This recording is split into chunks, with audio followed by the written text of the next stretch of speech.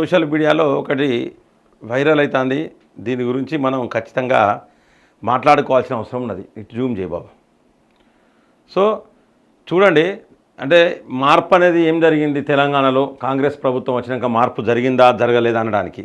ఎమ్మెల్సీగా కోదండరామరెడ్డి, టీఎస్పీఎస్సీ చైర్మన్గా మహేందర్ రెడ్డి, ప్రభుత్వ సలహాదారుగా నరేందర్ రెడ్డి, ముఖ్యమంత్రిగా రేవంత్ రెడ్డి, మంత్రులుగా Uttam Kumar Reddy, Komatireddy Venkatareddy, Ponguleti Srinivasareddy, CM secretary Chandrasekhar Reddy, CM OSD Ajith Reddy, CPRO Ayodhya Reddy, intelligence chief Shivadhar Reddy, advocate general Sudarshan Reddy, additional advocate general Rajinikanth Reddy, Hyderabad CP Srinivasareddy, CM personal PA Jaipal Reddy, CM CSO Chakravarthi Reddy.